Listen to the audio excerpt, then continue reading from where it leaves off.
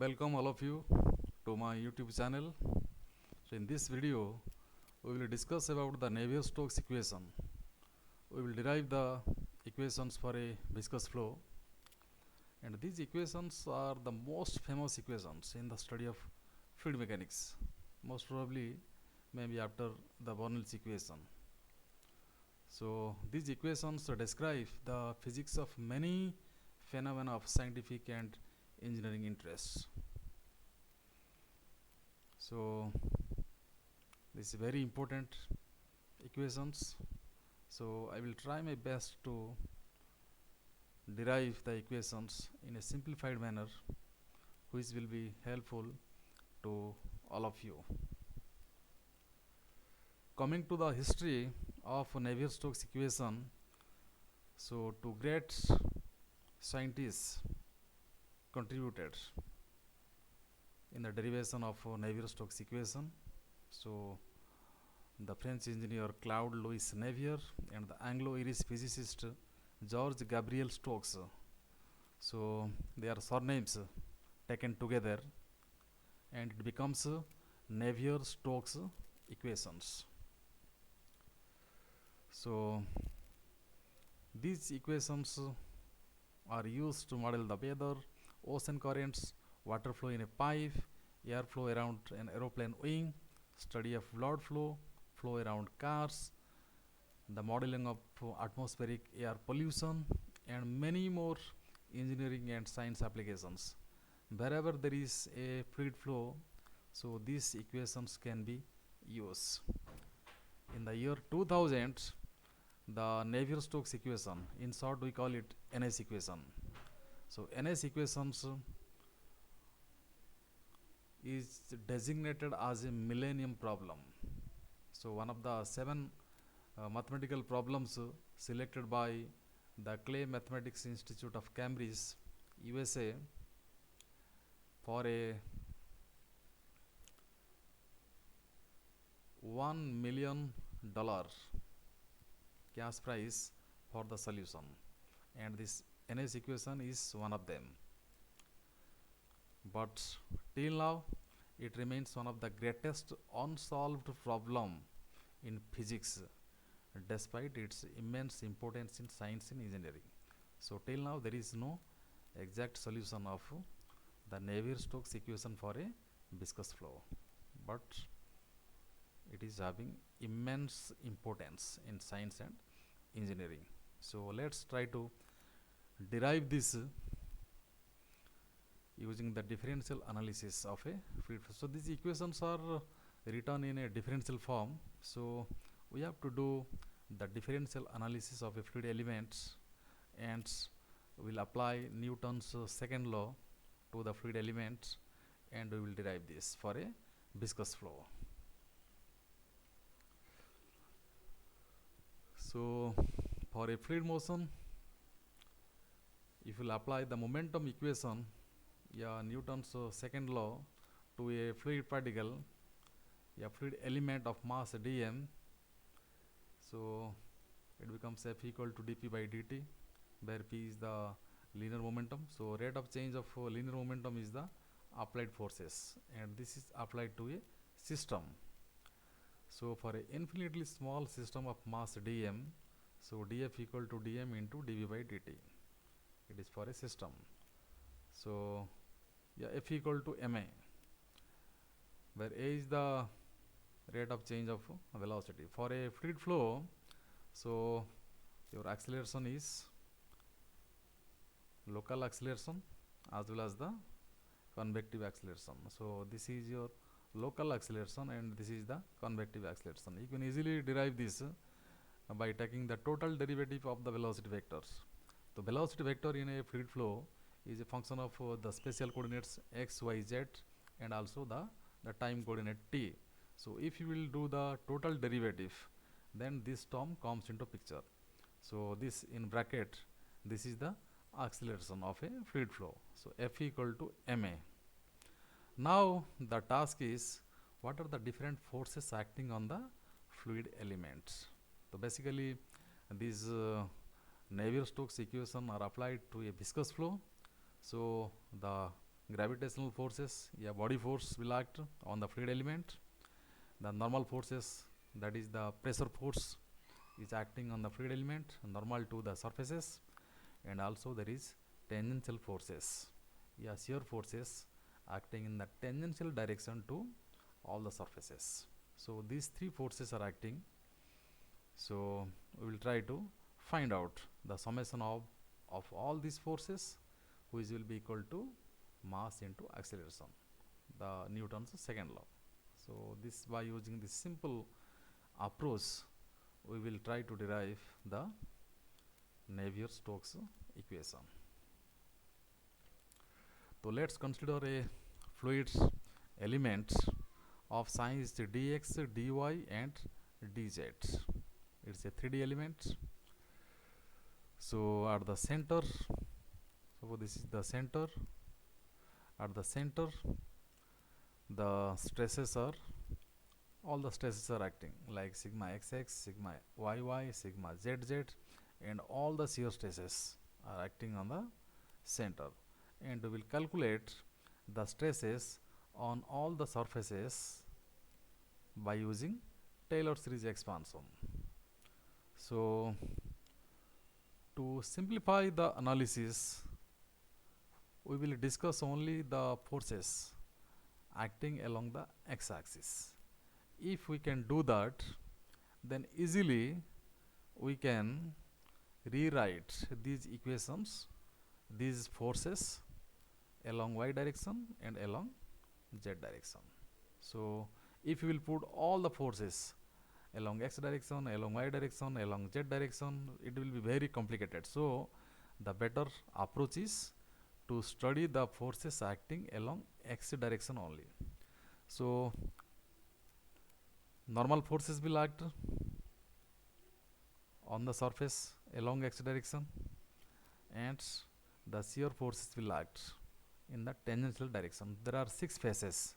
So along x direction towards positive, this face, and along x direction, this yz plane in the opposite direction of x. So these 2 faces are for the normal stresses, and in all other 4 faces, that means the top face, the bottom face, and the back face, and the front face, these 4 faces will have tangential stresses.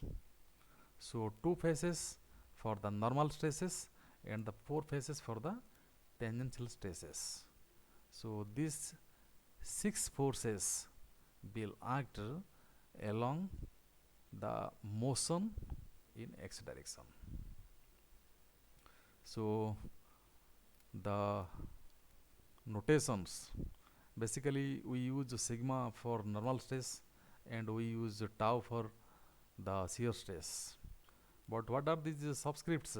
The notation of the subscripts. So different books has different approach, but I am following Introduction to Fluid Mechanics by Fox and McDonald, Wiley publication. So according to that book, I am using the notations for these subscripts. So sigma xx and sigma xx, these are the normal stresses, so there is no doubt. But what about these shear stresses? How it becomes tau yx and how it becomes tau zx? So the notation for the subscripts, the second letter is the direction of the motion, and the first letter of the subscript is the normal direction. Suppose we are considering the top face. So on the top face, the shear stress will act in the tangential direction of the top face, and the nomenclature for this shear stress will be tau yx. How? Because it is acting along x-axis, so it is, the second letter is x and the first letter is normal direction. So what is the normal direction to this top face? The top face lies in the xz plane, so normal to this top face is y direction, so it is tau yx. Similarly bottom face also parallel to the top face, so same tau yx will act. And the back face is the xy plane. So the stresses will be, then the shear stress will be tau zx, the second letter, because the stress is acting along x-axis, so the second letter is x-axis. And what is the normal direction to this xy plane? Z. So it is tau zx. So the first letter is the normal direction to the plane, and the second letter is the direction of the motion. So in this way you can find out, denote the shear stresses on different planes considering the motion in different directions. So for simplicity we have only shown the motion along x-axis. So if the sigma xx and tau yx and tau zx are the stresses at the center of the fluid element, then by applying Taylor series expansion we can find out if sigma xx is at the center, then at the right face it is sigma xx plus del sigma xx by del x into dx by 2, because from the middle to the face the dimension will be dx by 2, the length is dx, dy and dz. And we are neglecting the higher order terms in the Taylor series expansion because the dx, dy and dz are very small, so they are the square, cube, fourth power, those quantities will be very small. Similarly at the center, if center plane tau yx is acting, then from the center plane to the top face it will be tau yx plus del by del y into tau yx into dy by dy, because we are moving in the y direction, so the distance is dy by 2. Similarly on the bottom face, so this is on the top face and its corresponding quantity in the bottom face acting in the opposite direction. If it is acting along x-axis, it is acting in the opposite direction of the x-axis for equilibrium, and you are moving in the negative direction of y, so it will be minus. Similarly the force acting on the back face is this, you are moving in the negative direction of the z-axis, so it is negative, and its equivalent, the force acting on the front face is tau zx plus del tau zx by del z into dz by 2. So in this way you can calculate the different tangential stresses acting on four faces for the motion in x-axis. So there are four forces. So now basically these forces are the surface forces. I have only shown the surface forces. Along with surface forces, at center of the fluid element, body force will act. Basically the body forces may be the gravitational force, the electromagnetic forces. Basically we neglect the electromagnetic forces, so basically the gravitational force only acts at the center. So the normal forces, the tangential forces, as well as the gravitational forces.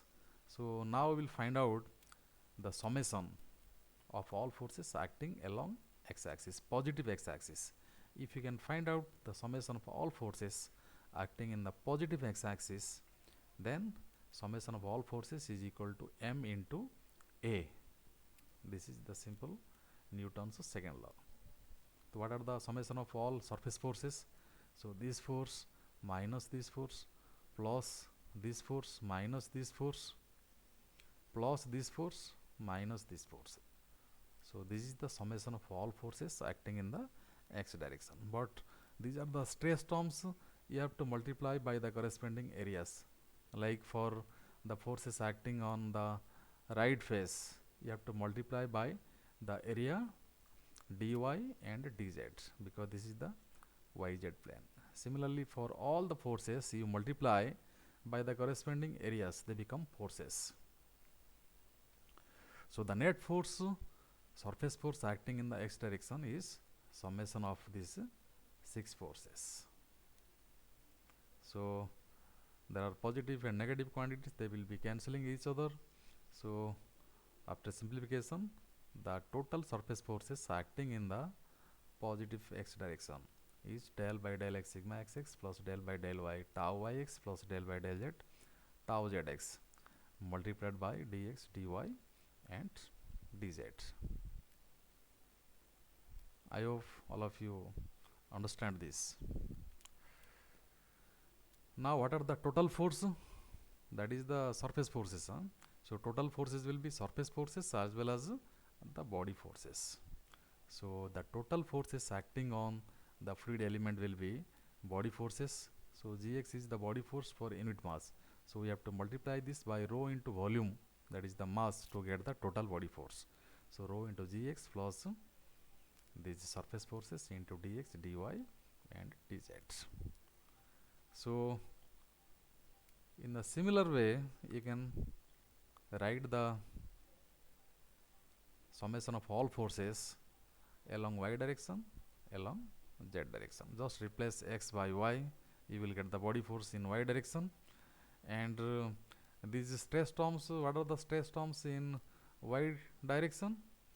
Sigma yy, sigma xy,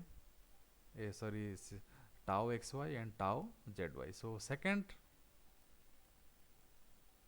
letter is the direction of the motion, and these first letters are normal to the plane where the shear stresses are acting, basically the normal vectors. And similarly along z direction, this is z and this second letters are z and these first letters are normal directions. So we got the summation of all forces acting in different directions. So now we will apply Newton's second law, F equal to ma. So summation of forces is equal to mass into acceleration. So the volume quantity was in both sides, dx, dy and dz. Here also there was a dx, dy and dz. So that was cancelling each other. So summation of all forces is equal to the acceleration, mass into acceleration. Along x-axis, this is along x-axis, this is along y-axis, this is along z-axis. So from Newton's second law, putting the acceleration and the summation of all forces in all three directions, we got three differential momentum equations. So these equations of motion can be applied for any fluid satisfying the continuum assumption. The most important assumption to start fluid dynamics, basically the classical fluid dynamics, is the continuum assumptions. The matter is continuously distributed throughout the system. So the corresponding Knudsen number less than or equal to 0.001 should be valid. And there are three unknowns, u, b and w. Basically we solve these three equations for the three unknowns u, b and w. But what is the main problem? Now we have expressed the momentum equation in terms of the stress terms, but for a fluid element we have no idea how to find out the stresses. But if in anyhow we can replace these stress terms in terms of pressure and velocity, then we can easily solve it, not analytically but computationally, because the pressure and velocity, they are again the unknown variables. So we can, it will be easy. So whole expression will be in terms of the velocity vectors, but these stress terms must be expressed in terms of velocity and pressure fields. If you can do that, then the equations will contain only the pressure and velocity terms. So let's discuss how to do that. So these momentum equations will be known as Navier-Stokes equation if the fluid is Newtonian fluids. So for a Newtonian fluid, the viscous stresses are directly proportional to rate of shearing, and the shear stress is proportional to rate of angular deformation. So in the fluid kinematics discussion, we know we have derived the expression for shear stresses on different planes. So on different planes, these are the shear stresses. So shear stress is proportional to the rate of angular deformation, and the normal stresses is expressed like this. So the derivation of this is beyond the scope of this video. So basically using Stokes hypothesis, the normal stresses are expressed in terms of the velocity and pressure field like this. So for the time being you remember this, and those who are interested, they can study more about the Stokes hypothesis for the derivation of the normal stresses. So sigma xx equal to minus p minus 2 by 3 mu del dot v. This is the dot product of the nabla and the velocity vector plus 2 mu del u by del x. Similarly sigma yy sigma zz. So from the kinematic analysis we got the shear stress, and using Stokes hypothesis we got the normal stresses. Now replace these quantities by these quantities on the right hand side in the momentum equation. So those momentum equations will be known as Navier-Stokes equation. Also we can do a little simplification. Suppose the flow is viscous and incompressible. So if it is incompressible flow, then we know del dot v equal to 0. Del dot v means the continuity equation, del u by del x plus del v by del y plus del w by del z equal to 0. For incompressible flow, this is the continuity equation. So the should be 0. So now the normal stress terms are only minus p plus 2 mu del by del x and minus p 2 mu del v by del y minus p plus 2 mu del w by del z. So now the equations will be greatly simplified. So for incompressible flow with constant viscosity, the momentum equations by replacing sigma xx, sigma yy, sigma zz and all the shear stresses in terms of the velocity and pressure field. So the Navier-Stokes equation becomes like this. So we have derived only along x direction. Along x direction, this is the momentum equation along x direction. Okay, so put all these values in the momentum equation and do simplification. So we will get this. So you see this quantity in the bracket mu can be written like this. So we are getting del u by del x plus del v by del y plus del w by del z. It's an incompressible flow, so this must satisfy the continuity equation. So this is the continuity equation will be 0. So only the forces are this only. Rho gx minus del p by del x plus mu del square u by del x square plus del square u by del y square plus del square u by del z square. This is along the x direction. And similarly, you can write down for the y direction and z direction. Just replace u inside the derivatives by v, you will get y momentum, and replace the u inside the derivatives by w, you will get the z momentum equation. So it's not required to do the 3D analysis. Always you start with 1D analysis. So get the expressions, and from the expressions we can rewrite using the suitable quantities, so that we will get the equations in different directions.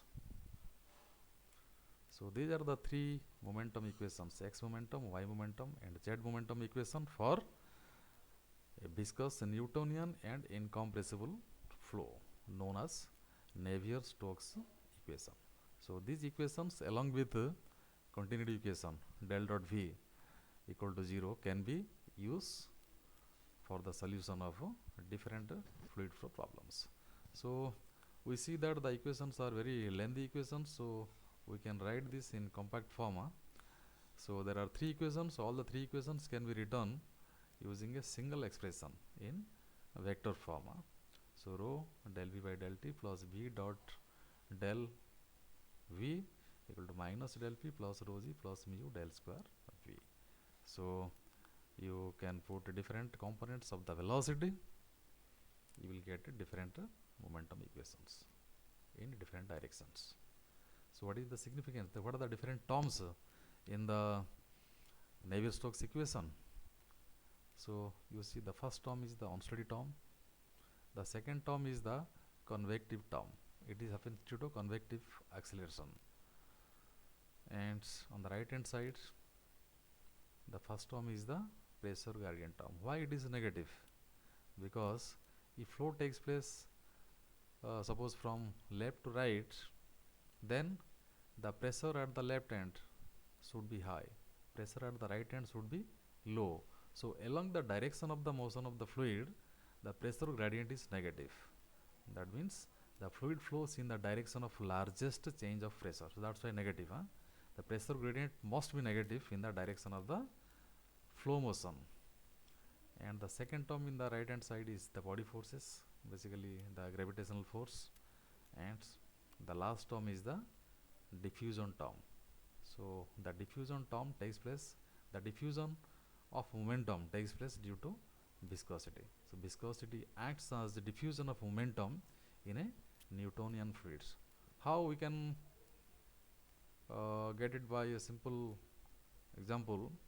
So viscosity means it is the resistance to flow. Due to this viscous action, the fluid particles at different positions, they have different velocities.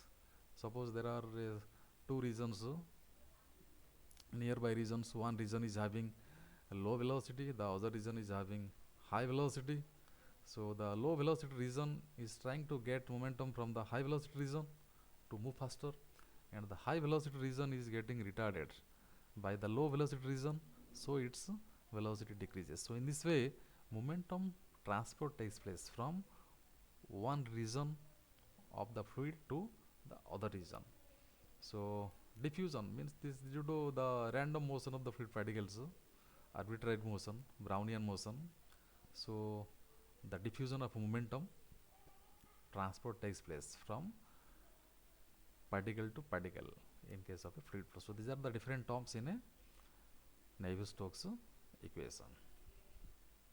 So this form of NS equation is probably the most famous set of equation in fluid mechanics, but till now we don't have any exact solution for this set of equations. If any of you can solve it, I think you will get a Nobel Prize in physics. And these three equations along with the continuity equation form a set of four coupled nonlinear PDEs. So there are four equations, three momentum equation, one continuity equation. What are the unknowns? Unknowns are the pressure and the velocity components u, v and w. So it's a non-linear equation. They are coupled. In all the terms you will get the velocity terms, and they are non-linear due to these convective terms, and it's a second order PDE.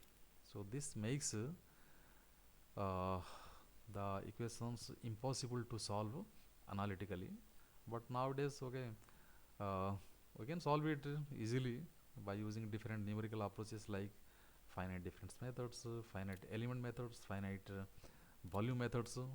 If you use a computational technique, these equations can be easily solved. Means these partial derivatives will be converted to algebraic equations by using different computational techniques, and these equations are applicable to only Newtonian fluids. This should be kept in mind. with constant mu and incompressible flow. We can also derive for compressible flow, but basically the Navier-Stokes equations are applicable to incompressible flow. So there are many computer applications, Fluent and Star CD, we can solve to solve for the real world problems. And this NS equations becomes Euler equation by neglecting the viscosity.